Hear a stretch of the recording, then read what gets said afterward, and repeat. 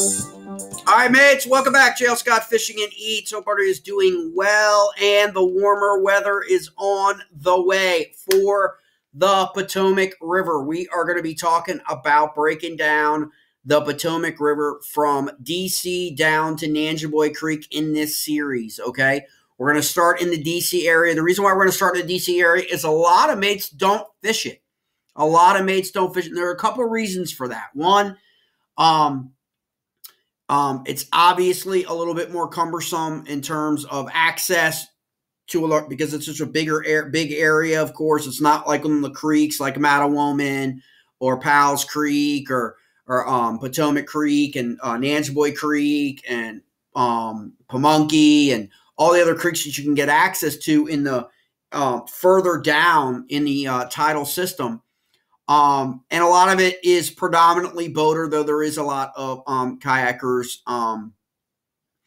that you can come across. But the biggest issue for kayak fishing is a lot of times no tournaments are within boundaries. And it's a shame, really, because what happens in the early spring in this section of the river is you have a lot of warm water runoff, right? You've got treatment plants that do Northern Virginia, D.C., that are taking the water temperatures, whereas right now down in the middle sections, we're going to cover in subsequent videos, the water temps are 42, 43, 44, and in places in the D.C. area above the bridge line, you're going to find temperatures in the 60s, 58 to 62, okay, a lot of times. And what does that happens? That speeds up the clock for spring in these areas well ahead of those areas further down the river as you get into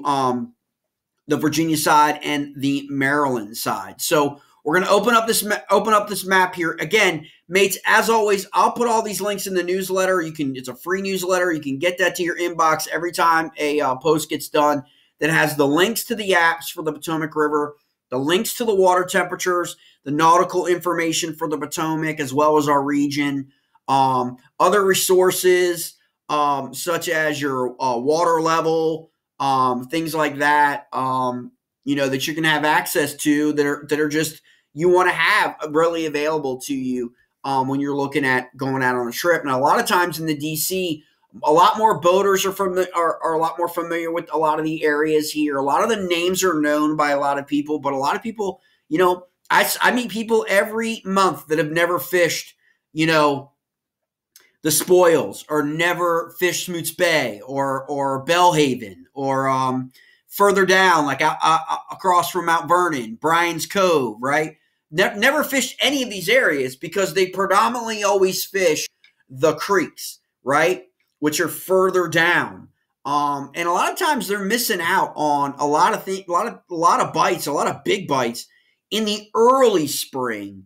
But when you come across boater tournaments, you will find, a good number of boaters that are going to make the run. Maybe they're launching from Leesylvania on the Virginia side, and they're going to run on up. It's a long run from Smallwood and places like that for like whether you're talking Bassmaster or you're talking MLF to make those runs all the way. But people do it. There's plenty of stories from decades past of people making those runs and fishing the Spoils and fishing Smoots Bay, National Harbor, and so, there's a lot of history there. I'm sure some of those videos from the old FLW days are probably still up on YouTube and available for people to check out these areas so they can kind of get a visual idea of what it is. We're just going to look at the map breakdown. And again, Gravely and places like that will have a ramp, in a DC. Remember, everything above the Spoils is DC, okay? Even though most people think it's the bridge, you can fish with a Virginia license, the Spoils, without a problem. It's never really had an issue, even when you have interactions. The line is actually a little bit above that area. It's not actually the Woodrow Wilson Bridge in terms of permitting and fishing licenses. And DC has some wonk regulations as well. So just make sure you pay attention to that if you plan on going up deep into DC all the way up where we are here. We're going to start this at the Arlington Bridge. I'm going to open up this map, and then we're just going to kind of go down and we'll hit some areas that you may or may not be familiar with in and around Arlington, Virginia, and D.C. and that area as you come down. One of the bigger areas that you're going to find here is this in the Pentagon Lagoon Yacht Basin is a popular area. You've got your 395 is actually like, and the toll road here is actually the 14th Street. You'll hear a lot of people refer to that as the 14th Street complex because there's a lot going on there. There is routinely really, really good fishing. One thing I will add for up here is you get further up above the Arlington Bridge. Even in this section, you are going to find smallmouth, okay? But around this area is where you start to see the smallmouth populations just, go, and then it's all largemouth, okay? But you above Arlington, in this area here, into the Georgetown area, up in through D.C., you are going to find smallmouth. And as you get into above Great Falls, all the way up, the upper Potomac goes forever, is predominantly smallmouth and to a lesser extent largemouth. And it just kind of flip-flops down below this area. It flips from smallies being predominant to then largemouth and stripers and things like that being predominant over smallies when you get down into this area. Now, given the fact you're in an urban setting, you're in an urban area, okay? You've got industrial. A lot of times on the DC side. You've got your treatment plants, your wastewater, all of that stuff. You got to remember DC is obviously an old city that's been built out kind of wonky over, our nation's history, okay? And then you got the Virginia side, which is a little bit different. You've got more waterfront parks. You've got more docks, more basins, yacht basins, sailing clubs, all of that stuff, on the Virginia side, that is going to offer a lot of opportunities. Here's I was telling you about the point. You've got a boat ramp down here, and it's pretty big. It's wide in these sections, mates. Deep water. The app on the newsletter will show you the depths, the contour lines, and the depths and the channels. You've got a lot of ditches. I remember some of these are some old ferry lines that run from Virginia, Maryland, and D.C. that go all the way back in history. You've got a lot of excavation ditches. You've got ditches that run from these bridges on up that were, these. My guess is a lot of these ditches, came about in the construction of a lot of these bridges throughout history. And so that's just something to think about. You definitely want to pay attention to bridges and ditches, excavation ditches, the ferry lines, for sure. And so this is basically the DC side, what most people consider to be DC, okay, like in terms of everything that you're going to fish, all right? And the biggest areas that a lot of people target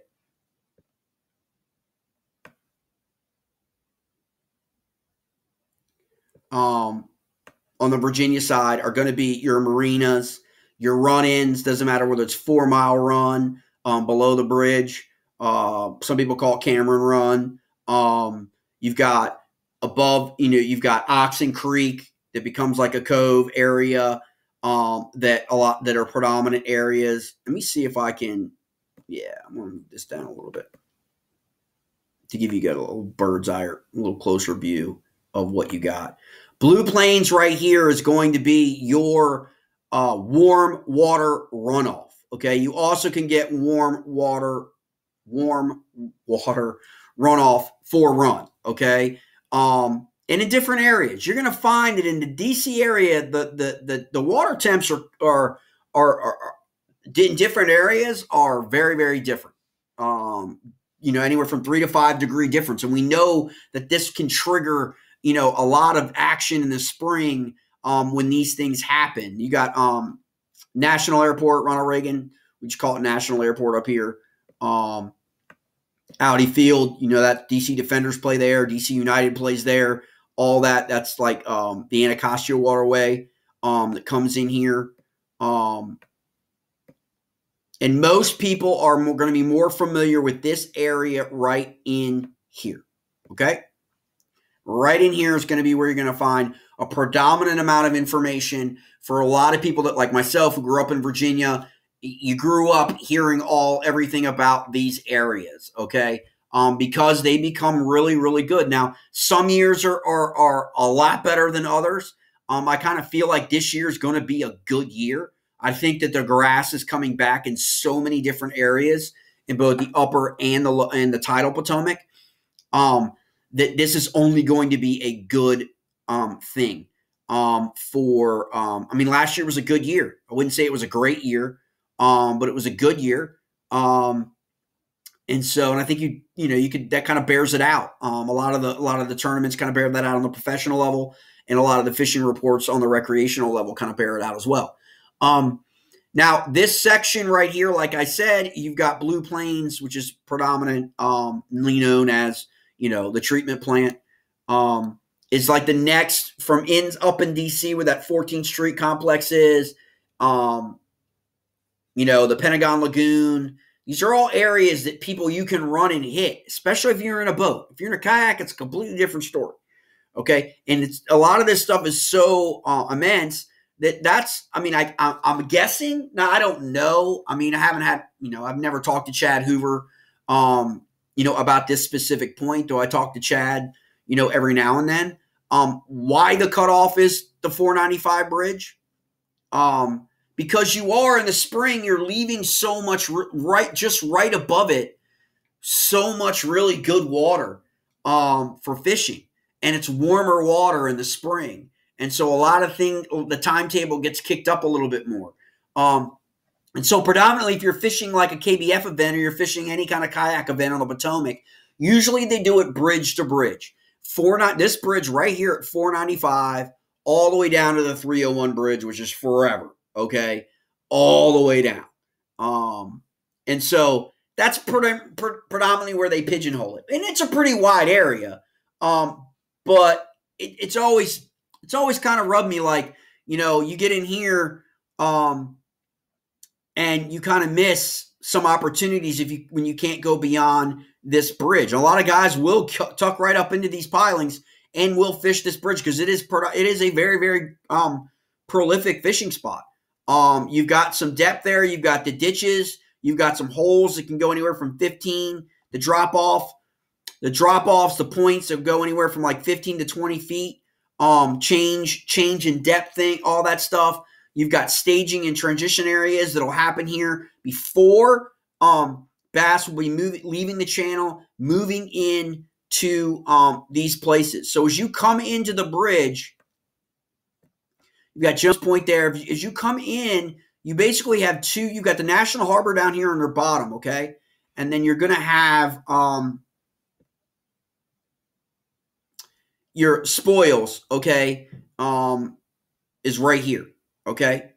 Now, Smoots Bay is predominantly National Harbor, but you've also got a lot of stuff going down in the National Harbor along that line.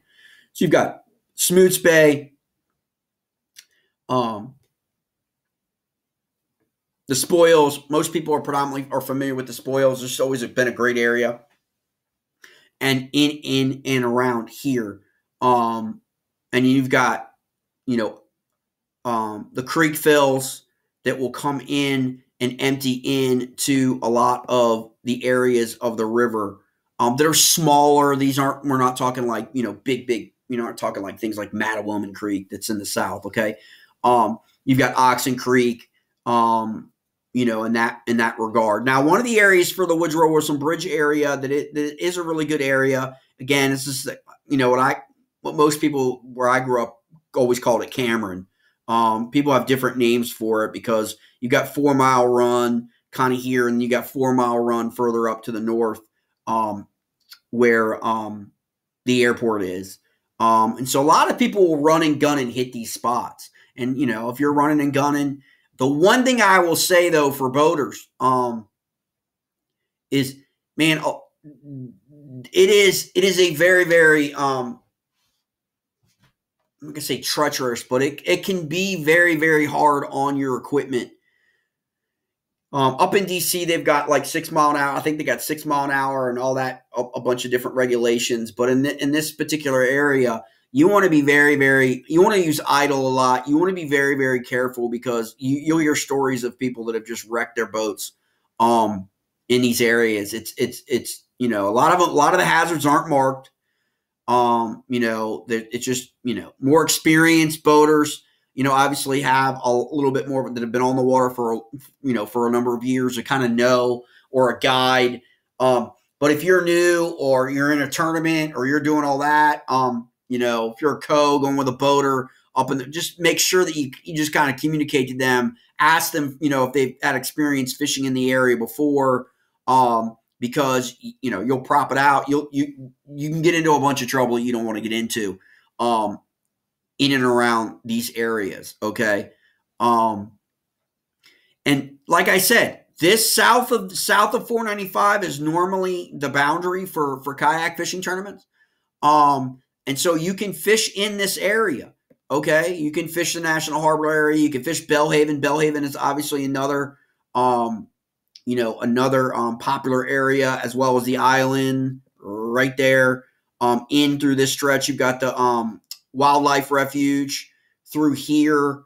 And a lot of times, a lot of people sleep on those refuges. There's Featherstone further down, which I'll include in the next video. A lot of people sleep on those wildlife areas. And you're allowed to fish certain areas. So if you do your research and your homework, you're allowed to fish certain areas of those refuges. Okay. There are obviously some areas where you can't, but and then some of the few areas will not allow you to fish with a motor, but you can kayak fish without a motor. So you want to find that information out depending on really what you're looking to do in terms of your trip. See if I can get a little bit more in here. Is it gonna show you the area? Well, this map doesn't really show you the area. I'll include a little bit more of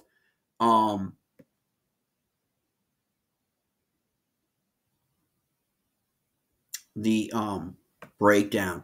Now, a lot in here, a lot of stuff, you got a lot of the old ferry runs. Fox Ferry, is above, on the Maryland side above. The old ferry lines that used to take people across, obviously the Potomac River. They're not just up at the upper Potomac. You had them down here too, in the urban areas. The old lines, most of them don't run anymore. But you've got that nice kind of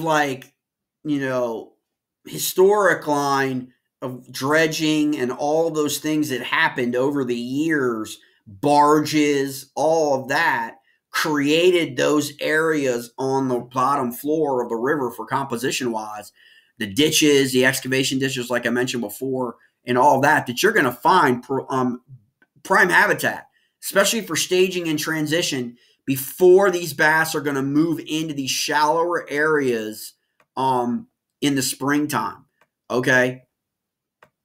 And that becomes the bite. It really does. And when you're looking at this area north of the Woodrow Wilson Bridge and up into DC, where you're going to have both you got a smallmouth, then you've also got largemouth.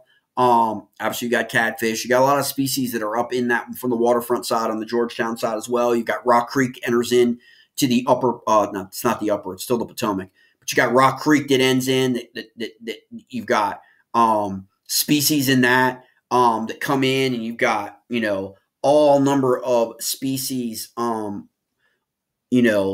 deck in that DC area, from Georgetown down to Arlington, and then down to the Woodrow Wilson Bridge. And that becomes one of the detriments, really, oftentimes to a lot of tournament anglers in the channel, is they end up getting into catfish, and they don't end up getting, or they end into the wrong bass, the wrong hybrid bass instead of largemouth bass, right? And so a lot of times, a lot of guys want to go into those creeks. They want to go in. But the channel bite, a lot of times, is where the bite is at. And that's when if you follow the swim bait video, the line through swim bait video for channel fishing, The Tidal Potomac becomes huge in these areas. You know, if you're a drop shot guy, these are prime areas for if you are an experienced drop shot angler, and you like that presentation. You know, if you're a Carolina rig guy, especially this time of year in the spoils in Smoots Bay, those are always like really, really, you know, optimum baits, you know, especially this time of year, fishing slow, right? I mean, using presentations that are slow before we get into that period where we want to change up and go into our springtime, okay, lipless pattern, okay, grass. You know, we're really focusing more on grass. We're focusing more on moving baits like that, and those things. So, you know, obviously you want to have your lipless crankbait. I actually, you know, did a short little video here about fishing different as a short on YouTube on some different baits that you can use, okay, that you may not think of, like a black and blue, which is a predominant pattern on the Tidal Potomac, a black and blue lipless, okay, or in a crawl pattern, okay. See the end of that. In the crawl pattern, when the crawl come out, okay, and a lot more of those creeks further to the south. Now, the other side of it, this time of year, obviously, when you're fishing really slow and you're fishing, you want to keep things on the bottom for a little bit more. You know, you're going to go to the tidal jigs, right? You're going to go to your, you know, your predominant black and blue, you know, whatever your poison is, your black and blue jig. But what I like, which is an awesome bait, black and blue and anything. On the Tidal Potomac. But I also like to change it up a little bit. You guys know in some other videos is adding a lot of different hair. Use deer hair colorations. I don't know if you can pick that up as good, but you can see that chartreuse in there. You can also use red. I'll also change, like it with a little blue, put in a little red, some, you know, green. Remember, green and red colors, predominant colors, okay?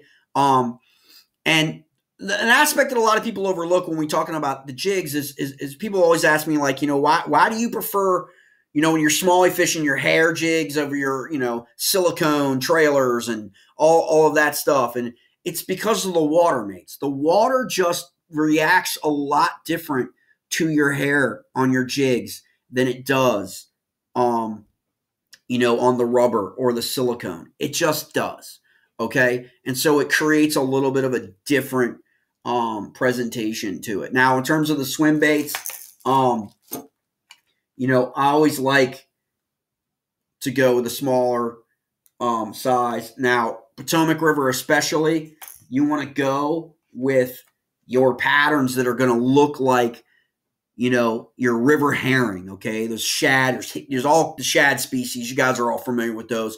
There's also some river herring species, right? They're not all bluebacks, okay? They're just like different herrings, different kind of colorations you'll see. You know, some of them are shinier silver than others. Some of them have like that blue or that green, right? Okay, and you're gonna change that up a little bit, okay? If you're gonna use some swim baits, just because those forage species are going to be moving here in the next 6 weeks or so. You know, you've got perch runs, you've got all that, okay, going into the upper bay and the tidals, right? But you're also going to have these forage species runs, okay, that are big runs, and you know, because they're going to be running up. And so that's going to trigger a lot of activity, and that's when that swim bait bite really becomes really, really prolific. Another action I really love is our one knocker crankbaits, square bill. I love patterns like this. You know, they don't always have to be the crawl pattern, mates, okay? Like these patterns are perfect, mimicking the bait fish in these areas, okay? When that bite is on. It doesn't always have to be that bright orange, red crankbait in spring. It just doesn't. And in this area, a lot of times the bait, the shad, herring, perch, kind of like your forage species baits, My experience, and talk to some other people, just been my experience, tend to work better. The crawl tend to work better deeper down in the Potomac, the tidal basin, okay? Work further than, say, in this section. So there's just some interesting baits you can take a look at. Obviously, you want to focus on these, and target those areas that are like 10 to 12 feet deep right now, because the water temperature is around 45, 46, dropping to 44. We've got some warm weather coming during the week. Should be up in the 70s next week for 1 or 2 days. But our mornings are predominantly freezing, right? They're 28 to 32 degrees in the morning. Temperatures are rising to like 50 to 52. Then it's going back down and freezing overnight, right? Below freezing. And then, it's just been this weird, like, slow plug along that we've had to experience here in the Potomac right now, affecting our water temperature. Even we've had this mild winter here. Okay, hardly any snow this year in the DC region. Okay, we've had a very mild winter, so it should speed up the spawn if we can get this warm weather to kind of hang around here at the end of March a little bit, going into April. So you want to target it like basically the fish are in that 10 to 15 feet. If you find that deeper water, that's where the fish are going to be, okay? They're still hovering around these areas. Anything closer to deep water, some of the docks and all that stuff that you got. Let me see if I don't think it shows it on this map, unfortunately, mates. But you've got up at Blue Plains, you've got that whole structure off of the treatment center. Yep, there you go. Show a little bit. Whole structure off of here that, bass just gravitate to, or they align to it within, 20 or 30 yards in deeper water. So you definitely do not want to pass on that, hitting that up and then coming into here, the 295 bridge. And then here's where you have the creek, Oxen Creek entering in here, and you've got this area, the cove in that area. So and there's any number of things you can do, but a lot of people just don't really fish. Most of the people that come in from out of town are going to enter in the Virginia side below at Leesylvania and head south, or they're going to enter Smallwood at Marlborough and Mattawoman and fish the creeks, go in and around there, go over to Virginia side, hit their creeks up. A lot of people just sleep on these sections, and if you're willing to make that run, it's a run, okay? And then sometimes you're passing up other areas that are known for sure. But it can be late March, early April. These sections in here can be better fishing, okay? Than you're gonna find below the 495 bridge, okay? And that includes very, very prolific creeks that are well known, okay? But if you remember, most of those tournaments where those bags are 20, 25 pounds of bass winning those tournaments in Mattawoman and places like that, Powell's Creek, Potomac Creek, places like that, are after April. They're either late April, May, or June, right? They're either spawn or just in the post-spawn, or they don't come until August at the end of the summer. Okay, so those are totally different times of year than what we're talking about. March, transition, staging to pre-spawn to spawn. Totally different, times of year, and that's why I prefer, hitting these areas in March, early April, and then I kind of leave them alone for the rest of the year, to be honest. I come back to them like I did in October.